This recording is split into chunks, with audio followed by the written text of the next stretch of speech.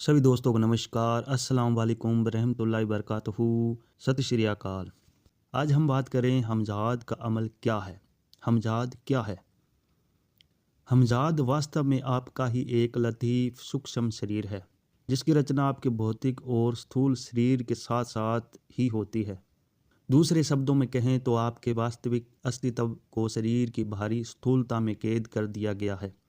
यदि आप प्रयास करें तो इस कैद से बाहर लाकर अपने उस सूक्ष्म शरीर और उसकी परलौकिक शक्तियों से कार्य ले सकते हैं। उदाहरण के लिए मान लीजिए कोई व्यक्ति गंभीर रूप से बीमार है, उसकी हालत नाजुक हो चुकी है और रोग का सही निदान नहीं हो पा रहा है।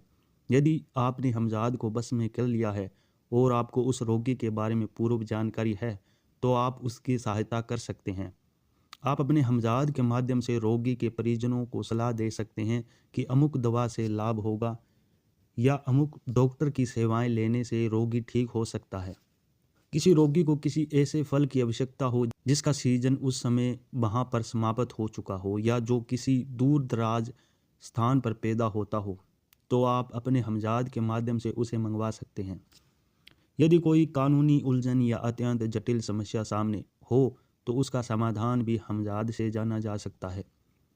हमजाद की क्षमता ये है कि वे आपको कठिन से कठिन परीक्षा से भी आसानी से निकाल सकता है। गुमशुदा वस्तुओं या यहाँ तक कि जानवरों का भी पता हमजाद के द्वारा लगाया जा सकता है। दुश्मनों की जानकारी हमजाद से पूछी जा सकती है और वह उसे प्राप्त भी कर सकता है। भविष्य संबंधी बातों में हमजाद से परामर्श लिया जा सकता है।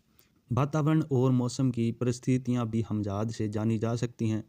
हजारों मील दूर की खबरें, वस्तुएं और यहाँ तक कि मनुष्यों को भी हमजाद एक ही क्षण में इधर से उधर पहुंचा सकता है।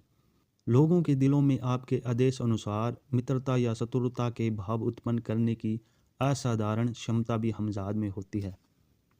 इसके अतिरिक्त भी अनगिनत कार्य हैं जिन्हें हमजाद आपके केवल एक संकेत पर तुरंत पूर्ण कर देता है। यह स्वाभाविक है कि जिससे आप असंख्य लाभ उठा सकते हैं, वे किसी न किसी रूप में हानि और खतरे का कारण भी बन सकता है।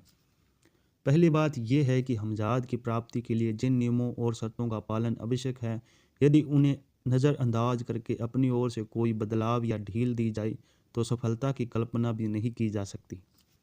दूसरी बात यह है कि यदि अमल निर्देशों के अनुसार ना किया जाए और आवश्यक सावधानियां ना बरती जाए तो नसों के विकार, मानसिक असंतुलन या यहाँ तक कि प्राण जाने का भी भय होता है। तीसरी बात यह है कि यदि आपने हमजाद की तस्कीर तो पूरी कर ली, लेकिन उससे किया गया समझौता तोड़ दिया, तो वही हमजाद आपके लिए परेशानी का कारण बन सकता है।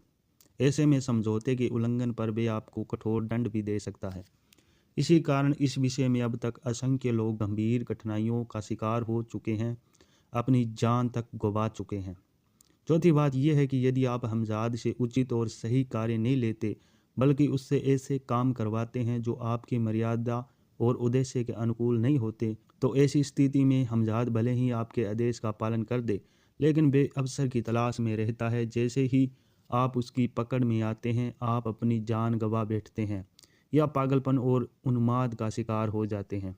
पांचवी बात यह है कि अमल के दौरान जब हमजाद सामने प्रकट हो तो उससे कदापि बातचीत ना करें, ना ही उसके इशारों या संकेतों का उत्तर दें और ना ही उसकी किसी भी हिदायत पर अमल करें।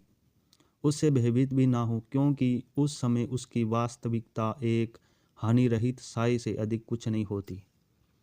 जो लोग स्नायु दुर्बलता, गंभीर रोगों और वहम भ्रम जैसी स्थितियों में ग्रस्त हों, उन्हें हमजाद की तस्कीर से पहले इससे पूर्णतः परहेज करना चाहिए। कमज़ोर दृष्टि वाले और कामेच्छा से अत्यधिक प्रभावित लोग भी हमजाद की तस्कीर का विचार मन में ना लाएं, क्योंकि अमल के दौरान सहवास पूर्णतः वर्जित है। गर्भवती या रजस्वला औरतों के अतिरिक्त वे पुरुष भी हमजाद की तस्कीर का कोई अमल ना करें जिनके शरीर में किसी भी तरह का घाव हो और उससे खून भी बहता हो। खतना ना होना कोई अनिवार्य शर्त नहीं है, किंतु ये आवश्यक है कि साधक का कोई अंग कटा हुआ ना हो और उसकी बुद्धि पूर्ण रूप से स्वस्थ हो, अर्थात साधक का तंदुरुस्त, स्वस्थ और पूर्ण अंगों वाला होना आवश्यक है। हमजाद का अमल आरंभ करने से पूर्व अपने स्वभाव और शारीरिक स्थिति के अनुसार ये निर्णय कर लेना चाहिए कि कौन सा हमजाद बस में करना है। तो आज के लिए इतना ही दोस्तों। अगली वीडियो में फिर कुछ हमजाद के बारे में आपको जानकारी देंगे। तब तक के लिए नमस्कार। खुदा हाफिज़।